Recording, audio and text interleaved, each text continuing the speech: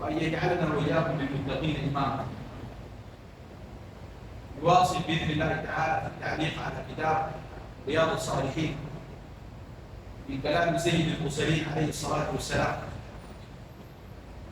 ختم الإمام النووي رحمه الله تعالى هذا الباب، باب الإخلاص وإحضار النية في جميع الأعمال والأقوال والأحوال، بحديث من أجل الأحاديث، وكل أحاديث النبي عليه الصلاة والسلام جليلة وعظيمة. وهذا الحديث الذي ختم به الإمام النووي رحمه الله تعالى هذا الباب رواه الإمام مسلم، وهذا الحديث هو برواية أبي عبد الرحمن عبد الله بن عمر رضي الله عنهما أن رسول الله صلى الله عليه وسلم قال: انطلق 3 نفر ممن كان قبلكم حتى آواهم المبيت بغار فدخلوه، فانحدرت صخرة من أعلى الجبل فسدت عليهم باب الغار، فقال أحدهم: إنه لا ينجيكم من هذا إلا أن قال: فكرهت إيقاظهما. قال: فمكثت والقدح على يدي أنتظر استيقاظهما حتى برق الفجر، يعني حتى خرج الفجر. قال: فاستيقظا فشربا قبوقهما. اللهم إن كنت فعلت ذلك ابتغاء وجهك فافرج عنا ما نحن فيه. فانفرجت الصخرة شيئا غير أنهم لا يستطيعون الخروج. وقال الآخر: اللهم إنه كانت لي ابنة عم وكنت أحبها كأشد ما يحب الرجال النساء. قال: فأردتها فألمت بها سنة من السنين، فجاءتني على أن أعطيها شيئا من المال وتخلي ما بيني وبين نفسها. قال: ففعلت حتى إذا قدرت عليها قالت: يا فلان اتق الله ولا تفض الخاتم إلا بحقه. قال: فقمت عنها وتركت لها المال الذي أعطيتها له. اللهم إن كنت فعلت ذلك ابتغاء وجهك فافرج عنا ما نحن فيه. فانفرجت الصخرة شيئا غير أنهم لا يستطيعون الخروج. وقال الآخر الثالث: اللهم إنه كان لي أجراء استأجرتهم فأعطيت كل واحد أجرا إلا واحد ترك الذي له وذهب. قال: فثمرته، يعني ثمرت ماله.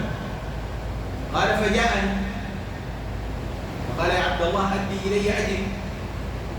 فقلت: كل ما ترى من الإبل والبقر والغنم والرقيق كل هذا من أجرك.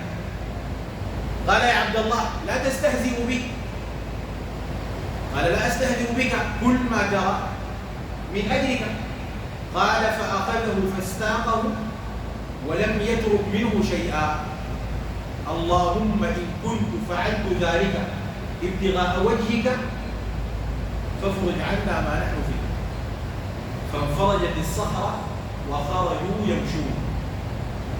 هذا الحديث أيها الكرام ربما يعني أنتم سمعتم به كثيرا وكثير منكم يحفظه، لكن والله أقولها صراحة، كل ما وقفت على هذا الحديث وتأملت في معانيه وجدت فيه من الدرر والفوائد الشيء الكثير. وأنا في نفسي لا أمل سماعه، وكل ما أسمع هذا الحديث تتفتح لك أشياء كثيرة جدا تبين لك رحمة الله جل وعلا بعباده، وأن الله تعالى لم يترك عباده سدى. أولا هذا الحديث أخبر فيه النبي عليه الصلاة والسلام بقصة هؤلاء الثلاث، وهؤلاء الثلاث جاء في بعض الروايات أنهم كانوا في وادي فجاءت الأمطار، اشتد المطر، فأصبحوا يبحثون عن ملجأ ومكان يتمطرون فيه، فما وجدوا إلا هذا الغار فدخلوه. ومن رحمة الله جل وعلا بهم أن انحدرت صخرة من أعلى الجبل فسدت عليهم باب الغار. يعني الناس دي خايفين من المطر، دخلوا جوا. لو كان الغار ده فاتح ما انسد، المويه بتجيب ولا ما بتجيب. من رحمة الله جل وعلا أن انحدرت صخرة من أعلى الجبل فسدت عليهم باب الغار. وهذا فيه فائدة إيمانية، أن البلاء والابتلاء فيه من الرحمة ما لا يعلمه العبد. أحيانا يبتليك الله جل وعلا رحمة بنا. الآن مثلا نحن في هذه الأيام نعاني من اشتداد الحر، وفي ناس مضايقين طبعا، صح؟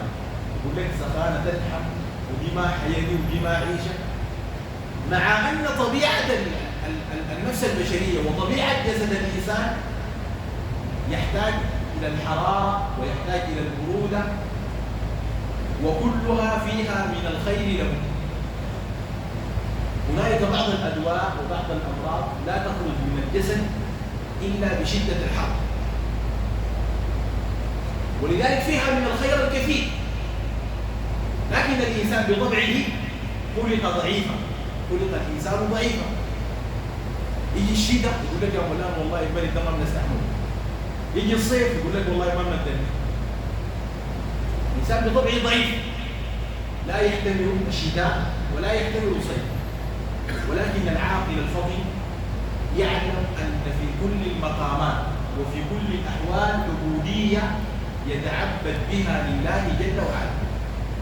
في الصيف في عبودية، أولا تتذكر فيح جهنم، إنها فيح من فيح جهنم. تتذكر أن تتعوذ بالله تعالى من النار. وكان من هدي رسول الله صلى الله عليه وسلم بعد أن يفرغ من التشهد كان يقول: اللهم إني أعوذ بك من عذاب القبر ومن عذاب جهنم ومن شر فتنة المحيا والممات ومن شر فتنة المسيح الدجال. فالشاهد أيها الكرام أن الابتلاءات والمحن والمصائب التي تنزل على الإنسان فيها من الخير ما لا يعلمه. ولذلك إذا حصلت لك مصيبة استرجع وقول إنا لله وإنا إليه راجعون، وتذكر أنها لخير. زي ما في واحد يقطع له وصفه قال الحمد لله بخير. في ناس من أهل السخط قال له أنت موهوم يا زول، أنت وصفك قطعت له خير، لا إذا قال له وصفه ذهب ومعه هؤلاء الناس الذين أنكروا عليه لما قال لخير إن شاء الله، ووجدوا أناس يعبدون الأوثان وكانوا يذبحون بعض الناس قربة لأوثانهم ولأصنامهم. يقول لهم بني آدم يقول له تعالى مع عصابة يمسكوه يدقوه يذبحوه شنو تقربا لشنو لهذا الوثن الذي يعبدونه. فمسكوا صاحبنا ذلك لا تعالى دقوه دارين يذبحوه. واحد قال لهم دقيقة ما تذبحوه فتشوه ولا حاجة تامي ولا ناقص. نحن ما بنذبح لنا بني آدم ناقص لهذا الإله الذي نعبده. قالوا كده نحن بنعظم الإله بتاعنا ده، عشان كده ما بنذبح له بني آدم ناقص. فتشوه كده لقوا أصفر ماله مكتوب، قالوا خلوه شوفوا لكم واحد أصفر ولا مكتوب. قام قال لي يا جماعة قال لي ما قلت لكم بخير. ولذلك أحيانا تنزل عليك مصيبة أو بلوى ثق أن الله جل وعلا لا يضيعك وأن الله جل وعلا رحمته وسعت كل شيء. فالشاهد أن هؤلاء الثلاث رحمهم الله تعالى بانسداد هذا الرأي إن صحت هذه الرواية.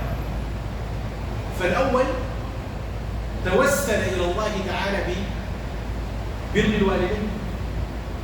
وهنا في سؤال يا إخوان، هل يمكن للإنسان أن يتوسل إلى الله تعالى بعمل صالح في مرات كثيرة؟ يعني شنو؟ يعني مرة أنت مثلا عملت لك طاعة من الطاعات قبل 10 سنة ووقعت في مصيبة وعاوز تتوسل لربنا شنو؟ بالعبادة اللي عملتها قبل كم؟ قبل 10 سنة. ممكن ولا ما ممكن؟ ممكن هاي، لأن الأعمال الصالحة ليس لها تاريخ انتهاء. هسه ممكن تجيب لك زبادي يقول لك تاريخ شنو؟ عنده صلاحية مشكلة ينتهي، لكن الأعمال الصالحة ما عندها تاريخ انتهاء. عملت عبادة قبل 10 سنة، ربما تكون كفلت يتيم أو بررت أو فعلت أمرا من الأمور التي تقربك إلى الله جل وعلا، لكن بشرط أن تكون خالصة لله جل وعلا يمكن أن تتوسل بها إلى الله تعالى. وبعد ذلك شوف الناس دي لما وقعوا في المصيبة دي يتذكروا الأعمال الصالحة دي، وده في دليل من الأعمال الصالحة دي ما كان عملوها قريب، عملوها قبل مدة، لكن شنو؟ تذكروها. الأول قال اللهم إنه كان لي أبوان شيخان كبيران وكنت لا أقبض قبلهما أهلا ولا مالا. الشيء الذي يتناول بالمزاء يسمى بالغبوط أو الغبوط، يعني شاي المغرب، يعني خلاص ممكن نقول شاي المغرب. قال أنا ما كنت بقدم على أمي وأبوي أحد، لكن ذات مرة نأى بي طلب الشجر، يعني مشى لشغلة من الشغلات بتاعته يا شيخ صلاح وتأخر في الشغل وجاء شنو؟ وجاء متأخرا. قال فوجدتهما قد ناما، لقيت أمي وأبوي ناموا. الطبيعي جدا الآن عند كثير من الناس اللي لقوا أمي وأبوه ناموا يعمل شنو؟ يصحيهم. وطبعا اللي بيصحيهم عشان يسقيهم اللبن ده كويس، لكن في زماننا ده بيصحيهم شنو؟ لنفسه مش يصحي أمه. يا حاجة وين لك؟ يا أخي في البيت ده ما خلوا لنا حاجة. فشوف ده مش هو صحام عشان لنفسه، لنا هو ترك أن يزعجهما، وإذا أيقظهما إنما أراد أن يسقيهما من هذا اللبن الذي حلبه له، ولكن من باب الأدب ومن باب حفظ حق الوالدين قال فانتظرت والقدح على يدي. يعني زول ده واقف باللغة تحت الجيش، واقف ديدبان الليل كله، ديدبان ماسك الحاجة تحت اللبن واقف. بس الكويس فينا يقول لك شنو؟ اللبن ده شيل وديه الثلاجة بس خلاص، لا يكلف الله نفسا إلا وسعها. لكن قال فانتظرت حتى برق الفجر، لحد ما الفجر ظهر. قال فاستيقظا فشربا قبوقهما. قال اللهم إن كنت فعلت ذلك ابتغاء وجهك فافرج عنا ما نحن فيه. وده فيه دليل على شنو؟ على هضم النفس. الليلة نحن بنعمل أعمال صالحة، لكن أي واحد فينا بيتكلم بالعمل ده أنا عملته، وما كل ليلة أنا عملته يعني أرجو أن يكون خالصا لله. يقول لك يا أخي ما إحنا عملناه لله. في واحد يقول لك طبعا أنا شفت والدليل ما قصرت في مصر أصلا، وأنت ليه تقصر أصلا؟ ليه تقصر؟ أنت مهما فعلت لن تستطيع أن توفي والداك حقهما، لن تستطيع. وأنا أتعجب بعض الناس عنده من العقوق الشيء الكثير. تلقاه السودانيين بيقولوا الكلام ده طبعا، يقول لك الواحد لما يتزوج اهله يقولوا شنو؟ جردوا مننا. الشيخ عاصم حاجه قال لك يقولوا جردوا مننا، يعني مرضوا شنو؟ جلده. ممكن المرأة يجيب لها الهدية ويشتري لها ذهب وأي حاجة يعملها، لكن هو دي شنو؟ التليفون ده يستخسروا فيه. التليفون سهل، كلام بالتليفون يستخسروا فيه. مع أن العلماء يقولون الوالدة برها بالإشفاق. أمك دي تقعد جنبها وتسمع كلامه وتونسها وتعصب لها رجلين وتبوسها في راسها، هذا يرضيها. وأما الوالد فبره بنكك، بس تقول له وهي تجيلي بنكك لو بقى بعيد، ولو بقى قريب تقول له كاش، بس كاش ما في حاجة ثانية. الكاش اللي بيقلل الميراث، ما تديه قروش عشان محمد قروش قديمة، قروش القديمة دي قاعد ما عندها غير تديه قروش جديدة. شفت كيف؟ ده أنا ما عنده أي مشكلة. قال لك الوالد بره بالإنفاق والوالدة برها بالإشفاق. أشفق عليها أقول لها كلام طيب والنساء كويس، أطلب رضاه، شيء بسيط. الشيء البسيط ده نحن ساكتين فيه. الشيء البسيط ده نحن ساكتين فيه. والله يا إخوانا موضوع البر ده موضوع عجيب. سئل النبي عليه الصلاة والسلام عن أي العمل أفضل، فقال صلى الله عليه وسلم الصلاة على وقتها. قال الراوي قلت ثم أي؟ قال بر الوالدين. والقرآن يقول وقضى ربك ألا تعبدوا إلا إياه بالوالدين إحسانا، فقرن حقه بحقهما، وهذا يدل على عظم حق الوالدين. ولذلك من العبادات العظيمة الجليلة التي نحتاجها بر الوالدين. الآن الناس بر الوالدين بس بيعرفوها في العربات بس.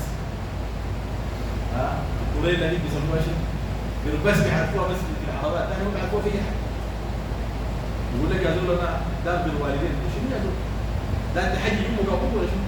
يقول لك لا لا يا اخي، لا ليه قريبه يا اخي؟ خلاص خليك مع القريبه، تعال شوف الناس دي بيعملوا. قال فانتظرتهما حتى استيقظا فشربا طبوقهما. اللهم ان كنت فعلت ذلك ابتغاء وجهك. حط من النفس، ما قال انا عملت لك يا الله. ما في ناس يوم القيامه بيجي يقول لك يا رب انا عملت لك وعملت لك. قرأت القرآن فيك فيقول الله كذبت، وتقول الملائكة كذبت، إنما قرأت القرآن ليقال قارئ وقد قيل. جاهدت في سبيلك عشانك يا ربنا، ربنا يقول له كذبت والملائكة تقول له كذبت، إنما فعلت هذا ليقال فارس وليقال شجاع وقد قيل. كثير منا بيعمل أعمال عشان الناس، عشان كده زود هنا حضر نفسه قال يا ربنا العمل ده لو خالص لك نجينا. قال فانفرجت الصخرة شيئا غير أنهم لا يستطيعون الخروج. بس حاجة كده لكن شنو؟ ما بيقدروا. فقال الثاني اللهم إنه كانت لي ابنة عم وكانت أحب النساء إلي، وفي رواية كنت أحبها كأشد ما يحب الرجال النساء. وطبعا يا إخواننا موضوع النسوان ده برضه فتنة. عشان كده السلف كان بيتعوذوا بالله من شنو؟ من كيد النساء. قال يا بني أعيدك من كيد النساء، لأنه النسوان دير يا إخوان أمرهم مالو عظيم يا إخوان. عشان كده الإنسان يتعود. فالرجل قال أنا كنت بحبها حب شديد، وما أكثر الآن الحب المحرم الذي وقع فيه الشباب. يتونس معاها، وطبعا الشيطان ما بيقدر يبقى كده، يشاغلها ويشيل الغمى وأعرف بيته كويس. وبعض الناس كمان أسوأ من كده، يقول لك أنا بصاحب أخوه. طبعا ما صحوبية لله ولا صحوبية عشان لا بصاحب أخوه عشان شنو؟ عشان يصليها. ده الحاصل في المجتمع. فده قال أنا كنت بحبها حب شديد. قال فأردتها فامتنع، يعني هو راودها، طلب منها الزنا والعياذ بالله فامتنع. قال حتى ألمت بها سنة من السنين فلست عنه، فجأت فرسها. قال فجاءتني على أن أعطيها شيئا من المال وتخلي بيني وبين نفسي. قال فلما فعلت، يعني أعطيتها شيئا من المال، ولما قدرت عليها قالت اتق الله ولا تفض الخاتم إلا بحقه. وهذا درس تربوي يدل على عفة هذه المرأة. عفتها أنها أوصت هذا الرجل بتقوى الله جل وعلا، وعفة لسانها أيضا لأنها استخدمت المعارض، فإن المؤمن ليس بالفاحش وليس بالبذيء، وإنما قالت اتق الله ولا تفض الخاتم إلا بحقه. ولما خرجت هذه الكلمة وكانت صادقة فيها هذه المرأة أثرت في قلب هذا الرجل، ما كلمة بس لا اتق الله. قال فقمت عنه وتركت المال الذي أعطيتها له، الجريشات التي ذلك خليت له. اللهم إن كنت فعلت ذلك ابتغاء وجهك فافرج عنا ما نحن فيه. فانفرجت الصخرة غير أنهم لا يستطيعون الخروج. وقال الآخر اللي هو الثالث اللهم إنه كان لي أجراء، هو شغال معلم وعنده عمال شغالين، قال أي واحد اديته اليومية بتاعته، في واحد قال خلاه ومشى، قال قريشاته دي دخلتها في تجارة فثمرته أصبحت مال كثير، فجاءني فقال يا عبد الله أدي لي أجي، وين قريشاتي يا زول؟ قال كل ما ترى. وفي بعض الروايات أخذه إلى أعلى الجبل وقال انظر كل ما ترى من الإبل والبقر والرقيق والغنم هذا من الإبل. قال يا عبد الله لا تستهزئ بي، معقولة ده كله حقيان؟ قال لا أستهزئ بك. قال فأخذه، ما قال له وديك عمولتك، لا قال فأخذه فاستاقه ولم يترك منه شيئا، أبا يديه حاجة ذاته بدل يقول له واحد حاجة أبا يديه، قال شعره كله مشى. قال أصلا ما سأله اللهم إن كنت فعلت ذلك ابتغاء وجهك فافرج عنا ما نحن فيه. قال فانفرجت الصخرة وخرجوا يمشون. هسه نحن في أعمال كثيرة نكون قاعدين نعملها من الأعمال الصالحة صح؟ وقاعدين نخش في ورطات، والله أكلمك بجد، قاعدين نخش في ورطات وفي زنقات، صح ولا ما صح؟ في سؤالين، هل قاعدين نتوسل بالأعمال الصالحة اللي قاعدين نعملها؟ والسؤال الثاني، هل الأعمال دي كانت خالصة لله؟ ما في أعمال قاعدين نعملها، لكن هل هي خالصة؟ إذا كانت خالصة لله جل وعلا فتوسل لله تعالى بها، ووالله وبالله وتالله لن يخزيك. لما قالت خديجة رضي الله عنها لرسول الله صلى الله عليه وسلم لما رأت عليه الهم والغم والحزن قالت لا تحزن لا تحزن إنك لتصل الرحم والله لن يخزيك الله أبدا. ربنا ما بيضيعك، إنك لتصل الرحم وإنك تعين على نوائب الدهر فوالله لن يخزيك الله أبدا. أنت قاعد تعمل وقاعد تعمل قلت ربنا ما بيضيعك. ولذلك خذها مني نصيحة، اعمل لآخرتك، إن الله تعالى يتكفل لك بدنياك، الدنيا دي ما تشيل لها، ربنا بيديها لك كم، لكن انت اعمل لوين؟ الآخر، وما تعمل عمل ثاني، لا بد أن يكون العمل خالصا لله. وهذا فيه بيان التوسل المشروع. التوسل المشروع يا اخواننا ثلاثة أنواع. التوسل إلى الله تعالى بأسمائه وصفاته، تقول يا رحمن ارحمني، يا لطيف اطلب بي، ده توسل مشروع. التوسل الثاني أن تتوسل بالعمل الصالح زي ما فعل الجماعة دي، واحد توسل ببر الوالدين، واحد توسل بالعفة، والآخر توسل بأداء الأمانة وحفظ الأمانة وأداء الحقوق إلى أهلها، كل أعمال صالحة. النوع الثالث التوسل بدعاء من يلتمس فيه الصلاح، وإن كان هذا كرهه بعض السلف. يعني الأولى أن تدعو الله تعالى بنفسك، ولا بأس أن تطلب من أخيك الدعاء، لكن الناس الآن بيعملوا شو؟ بيتوسلوا بالزلزال، بل بعضهم مش يتوسل بهم، يدعونه من دون الله تعالى صراحة. يعني يقول مثلا ينادي يا المرغن، واحد ينادي الجيل يا الجيل، واحد ينادي يا فلان يا فلان، ده كله يا اخواننا من الشرك.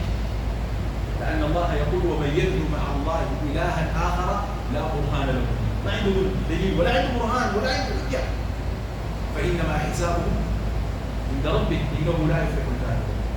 بعدين ربنا قال لك ما بيسمعك. في ناس الآن يحتجوا يقول لك يا مولانا يا أخي لكن ما بيسمع. يا أخو زول قاعد في مكة وأنت قاعد في الثورة هنا الحاق ولا يسمع؟ والله خليك الأنبت في الثورة هنا ده ما يسمع. زول قاعد معاك في الحارة الأولى دي ما يسمع، أنت تقول له ما يسمع. ده خليك زول يكون بعيد وميت بعدين. ربنا قال إن تدعوهم لا يسمعوا دعاءكم ولو سمعوا ما استجابوا لكم ويوم القيامة يكفرون بشرككم ولا ينبئك مثل خبير. في ناس طبعا الكلام ده بيقولوه صراحة، وفي ناس بيتعاطفوا مع الناس زي يقول لك يا مولانا يا اخي الناس دي خليهم في حالهم. خليهم في حالهم كيف؟ زول يا اخواننا يتكلم في جناب العقيدة ويرد الناس عن العقيدة الصحيحة بأكاذيب وبكلمات باطلة وبأشعار إبليسية وكلمات شيطانية، أنت تخليه؟ زول يقول للناس الموية دي بينزلها رب العالمين، يقول الشيخ بينزلها، يقول لك الشيخ بدي المطر على حسب الطلب، معقولة؟ طيب الشيخ لما ينزل مطر على التعامل ايه؟ قال الشاعر قال لهم القبة الجبال هجروا المساجد ناسا، في قبة جاء الصانعة نشفتها حتة والجماعة قاعدين قال القبة الجبال هجروا المساجد ناسا، مجرد ما سمعوا الصانعة لهم جايين قالوا قاعدين حاسينها. الصانعة جاء نشفتها حتة قال القبة الجبال هجروا المساجد ناسا من قولة كعكروا الصانعة بقتها قدرة. وين الفقراء اللي قلتوا ديل أهل الصلاح والندرة؟ كانوا برموا في قدرة، الفقراء ديل مشوي. الآن واحد يحلف بالله يقول لك والله السودان ده حافظينه الأولياء وماسكينه الأولياء. ها؟ بس ده قال شنو؟ الشيخ من عبد الغفار ده ها؟ قال أوتاد الأرض في الجبل الأربعة، قال ديل ماسكين ها؟ الجبل الأربعة دي قال ماسكينها. يا أخي امسكوا شنو والله حاجة يمسكوها ما في. حاجة يمسكوها ما في. قال في الدين ناديهم قال قوم وصيح ليهم قال وخلي الحمال عليهم، الحمال تخليه على الفقراء وتخليه على رب العالمين، ده ما عندهم حاجة. ويأتي بعض الناس يقول لك ده توسل كيف؟ زول يا اخوانا بينادي ميت يقول له يا فلان العدو وابزعني. يا اخي حتى النسوان علموه يمشي كويس؟ معلش يا اخوانا الكلام ده ما كلام مضحك لكن كلام مزعج. المرأة تمشي تقول لها تعرس تمشي للشيخ تنادي. واحنا كان بهذا نتعلق قال الشيخ نتعلق الشيخ نتعلق قالت له ان شاء الله لاجل المرأة والله ان شاء الله ربنا ما يديك ولا لاجل المرأة. ده شرك بالله عز وجل. شرك يا اخي الان بقى في البلد يا اخوانا صراع بقى. وانت لو اتكلمت الدنيا كلها تقوم. يقول لك يا مولاي انتوا بتنبذوا في الاولياء، احنا نبذنا الاولياء؟ يا اخي الاولياء دي حق الله ما تدي لهم يا اخي. ما تديهم حق الله، العباده حق الله. خايف من شنو؟ خايف من شنو؟ كده وليني خايف من شنو؟ طبعا في ناس بيخافوا من ما بيتكلموا في التوحيد، بيخاف من الظرف، دول يكون بيقدموا له ظرف فيه كم؟ أئمة بتاع المساجد واحد يطلع على المنبر ما يتكلم في التوحيد ولا يعلم الناس العقيده، ما لك يا زول انت ما تتكلم. يقول لك يا مولانا يا اخي والله الناس ما بعدين يوم القيامه حتقول يا ربنا شنو؟ تقول له عندي ظرف عليك الله ما تخجل. اخوانا زول ما يخجل، زول يمدوا له ظرف ها يخزن الدين ويضيع العقيده عشان ظرف. وليس معنى هذا الكلام ان يتكلم الانسان بالإساءة للناس وشتم الناس، لأنه في ناس عندهم خلط. لما تقول له اتكلم في التوحيد عند التوحيد ده تنبذ الناس، هذا التوحيد ما تنبذ الناس. علم الناس التوحيد وعلم الناس الدين بالمعروف. شوف شيخنا أبو زيد عليه رحمة الله كان بيقول شنو؟ قال نحن كلمة لا إله إلا الله دي قال حامليننا ليل ونهار. قال نحن غير ما عندنا حاجة غير نعلم الناس لا اله الا الله، ما عندنا حاجه، لان نعلمهم الدين ما في حاجه. يا اخي حتى اعداؤه يا اخي شيخنا ابو زيد عليه رحمه الله حتى اعداؤه من اصحاب الطرق جا شهدوا الجنازه بتاعته والتشهيد بتاعه عليه رحمه الله، لانه دعوه صادقه لا سب لا شك. وده ما معناه انك انت ترخي تقول لا ما تتكلم، لا تتكلم. في ناس يقول لك يا اخي ربنا قال في سوره النحل نحل تعضيك في اذانك، دي ما تعرف. زي الجماعه ناس وكان آداب المزمل دي ما تعبد الرسول عليه الصلاه والسلام، وده ما منهج النبي عليه الصلاه والسلام. ادعو الى سبيل ربك بالحكمه والموعظه الحسنه، وده ما معناه انك ما تتكلم في التوحيد. تتكلم لكن من غير شنو؟ من غير اساءات. يعني في ناس بينادوا الشيخ وديع الله. انت تقول لهم يا جماعه الشيخ وديع الله ده ما تدعوه، ما تنادوا من دون الله، نادوا الله. هل الكلام ده فيه مساء اليوم؟ في مساء اليوم؟ ما في مساء. تقول لهم يا ناس ما تنادوا الشيخ وديع الله. الشيخ وديع الله العربي طبعا ده جديان. ده جدي عليه عشان ما في واحد يجيني بعدين يقول لي تكلمت بالشيخ وديع الله. هذا جدي لا تتكلم معي كمان. فبقول لك لا ما تتكلم فيه، ما تطعن فيه، يا اخي ما تنادوا من دون الله، نادي الله بلغ. واذا سالك عبادي عني فاني قريب اجيب دعوه الداعي اذا دعان فليستجيبوا لي وليؤمنوا بي لعلهم يرشدون.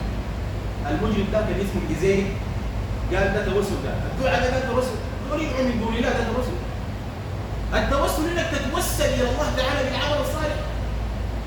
يا رحمن ارحمني، يا كريم اكرمني، يا لطيف الطف بي. يتوسل بعمل صالح. لقيت زول يا عمنا فلان يا شيخ فلان ادعو لنا الله معاك، ما في مشكله. لكن انت يعبر لك حجر يا فلان، قال قبل الورع نادي بشارع، قبل القدام نادي الامام، قبل فوق نادي بزوج.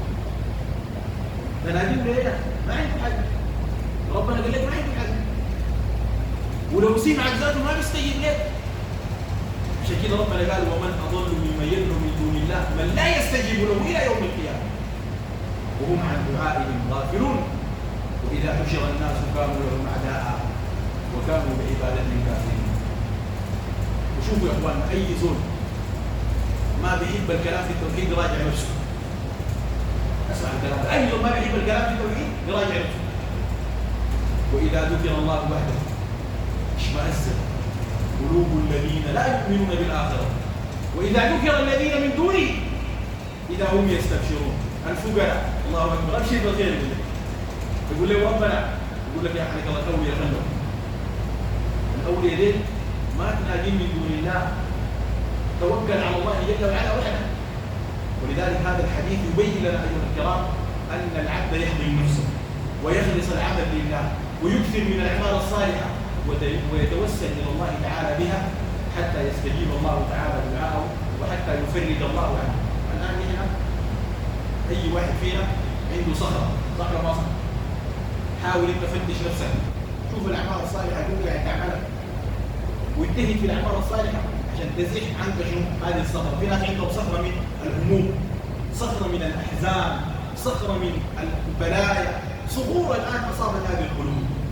لكن تحتاج منا إلى عمل صالح، تحتاج منا إلى توبة، تحتاج منا إلى استغفار، تحتاج منا إلى إنابة حتى يدفع الله عنا ما ألم بنا. الشيء أصابنا ده ونزل علينا ده بذنوبنا نحن بفعائلنا نحن. عشان كده ربنا قال وما أصابكم من مصيبة فبما كسبت أيديكم ويعفو عن كثير. فختم الإمام النووي رحمه الله هذا الباب بهذا الحديث، وبإذن الله سبحانه وتعالى في الدرس القادم نفتتحوا بحول الله وقوته باب التوبة. والمؤلف رحمه الله تعالى رتب هذه الأبواب، فبعد الإخلاص لا بد أن يتوب العبد إلى الله تعالى ويسير في طريق إلى الله جل وعلا ويتنقل في مقامات العبودية التي توصله إلى الله عز وجل. الله أسأل أن يرزقنا وإياكم علما نافعا ورزقا طيبا وعملا متقبلا. اللهم انصرنا ولا تنصر علينا، وامكر لنا ولا تمكر علينا. اللهم قدمنا ولا تؤخرنا، اللهم اكرمنا ولا تهنا، اللهم استرنا ولا تفضحنا، اللهم اغفرنا ولا تطردنا يا رب العالمين. اللهم انصر جيشنا جيش السودان، اللهم سدد رميهم وثبت اقدامهم واقم عثرتهم وقوي حجتهم وقوي شوكتهم يا رب العالمين. اللهم اهزم ريشه عن السيف، اللهم شدد شملهم وفرق جمعهم واجعل بأسهم بينهم شديد يا رب العالمين. اللهم ارنا فيهم عجائب قدرتك وعظائم نعمتك يا رب العالمين. عطل أسلحتهم يا رب العالمين، اللهم عطل مسيراتهم ودمر مدافعهم يا رب العالمين. اللهم مكننا من رقابهم، اللهم مكننا من رقابهم، اللهم مكننا من رقابهم يا رب العالمين. الله نسألك برضا الوالدين وسعادة الدارين وقضاء الدين. اللهم حصن فروجنا ويسر أمورنا وابسط أرزاقنا ووسع في دورنا وبارك في أعمالنا رب العالمين. وصل اللهم وبارك على النبي الأكرم نبينا محمد صلى الله عليه وسلم.